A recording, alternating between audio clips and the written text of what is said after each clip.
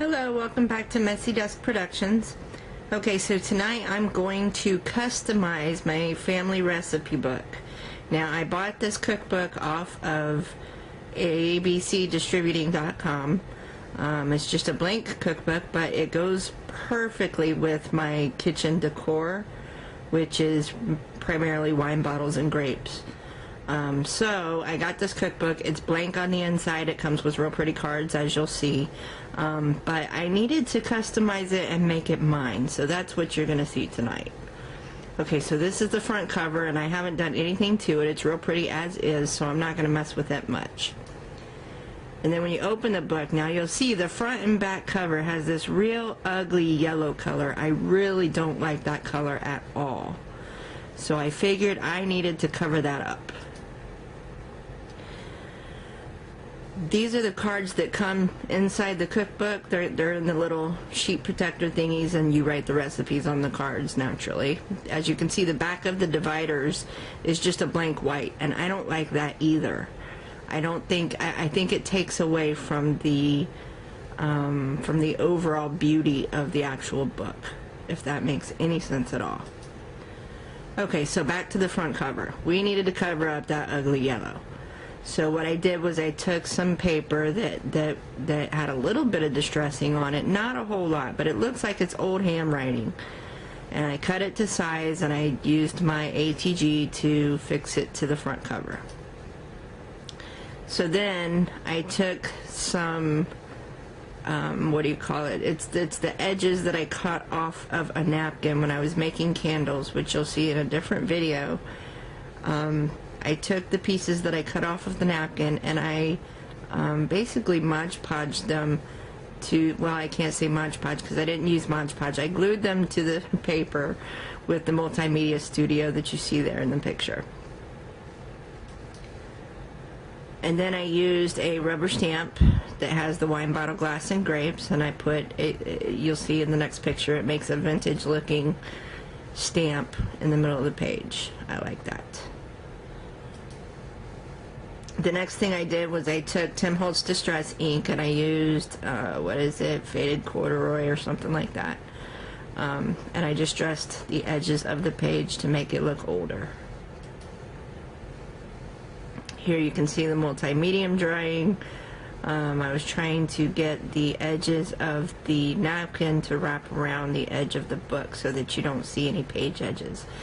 And for the most part it was successful, but that's not dry yet, and you see little gaps there, or bubbles, but I got those out, no worries. Okay, so then once we got all that done, we decided to embellish. Yes, I did skip a few steps before taking another picture. I used several different stamps, rubber stamps, to, I put the K on there, and I put the clock on there up here, and then I had a little tag book from K&C Company, and I distressed it with vintage photo, and I glued it to the corner here, and then I embellished it with the flower, and this is a leaf, but you can hardly tell here, and then the little tag, different tags here and there. I put some dangly bits on the binder rings. And then you can see on the top I added a few more tags. Now we're starting to get filled up here. Now for the divider pages, like I said, I did not like the blank white at all, so I figured, what can I do to make this better? The first thing I did was I used the Distress ink to color it. And I basically used the Distress ink, and I used one of the Ink Essentials spongy blotter thingies, whatever they're called. And then I took Smooch Spritz, green Smooch Spritz, and held it as far away from me as I could, and just did 2 sprays on each page. Here you can see the different pages drying.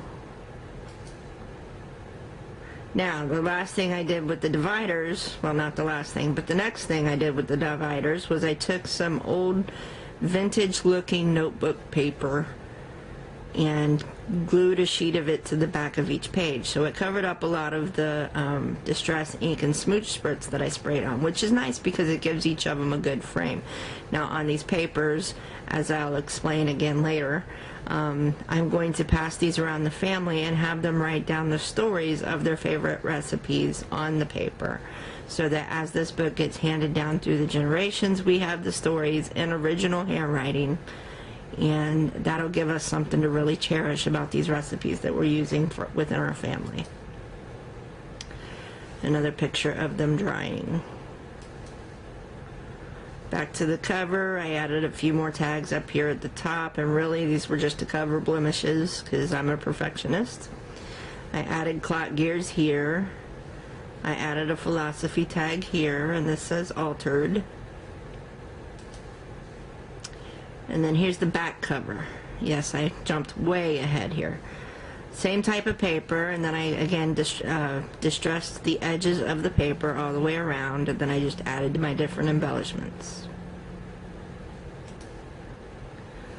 And the last thing I did was I added one tag to the front cover of the book, which says "Wine is Life." So next, you will get the grand tour of the actual book. Hold on just a moment. Okay, so now that you've seen how we made the book, you've seen the book in the making, I'm going to walk you through and give you the grand tour of the final outcome. Before I do that, I just wanted to show you what materials I used. I used a flower from the Prima Flowers collection here. I used a whole bunch of stickers and embellishments from Creative Imaginations. I guess it's the Martian Johnson and the Signature collection. I used two different types of Tim Holtz Distress ink. I used Vintage Photo and Brushed Corduroy. I used the Green Smooch Spritz. And then I used some papers from the Brenda Walton KNC Company Designer Paper Pad. Okay, so now for the final cookbook. Favorite family recipes. The cover I thought was very pretty as is, so all I did was I added this tag up here that says "Wine is Life." My kitchen will be decorated with wine bottles and grapes and wine glasses and things like that, so it fits. So the first thing I did was I embellished the cover as you saw in the pictures. I used a piece of paper that had the scriptive, is that a word? Scriptive. I used scriptive paper, and then I put a tag on it of a vintage wine bottle with grapes and a wine glass and cheese, because I guess people like cheese with their wine. Whatever. This tag says "Wine makes every meal an occasion, every table more elegant, every day more civilized." And then "Wine is bottled poetry, vineyard adventures, conserve water, drink wine." I put one of Tim Holtz ideology philosophy tags on here. This one says altered, so it fits. Moving on the back of each divider page, the first thing I did was I used the Brushed Corduroy Distress ink, and I distressed the whole paper, and then I used the Green Smooch Spritz, and then I added the paper on top, and then of course I just added an embellishment. And I did this for each divider page. As you can see, each page has a different paper and a different tag.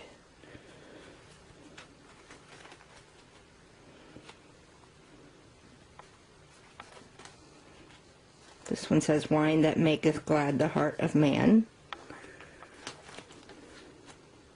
This one says "At the Winery." From wine that sudden friendship springs.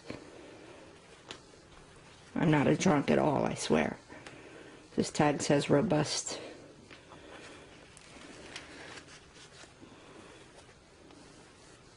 Now on these papers that are on the divider pages, what I'll be doing is going with my family. We'll be going through the cookbook and finding our favorite recipes, and then we'll be writing down the stories on these papers of those recipes, our favorite story about those recipes. This tag says wine tasting. This one says intense. Now I'm going to have my mom and my grandmother write a story in here, and I'll have them fill out some of the recipe cards so that as this cookbook gets passed down through the generations, we'll have handwriting from different generations of people within our family. This tag says fine wine and good friends, a perfect pairing. And finally, this is the last page for a story, and this is just a little grape bunch. And then the last cover here, the back cover, wine country, perfectly paired, wine lover, bottled memories, drink more wine. This is another one of the Tim Holtz philosophy tags. It says cherish. So there we go. That is our altered cookbook. Thank you for joining us. Have a great night.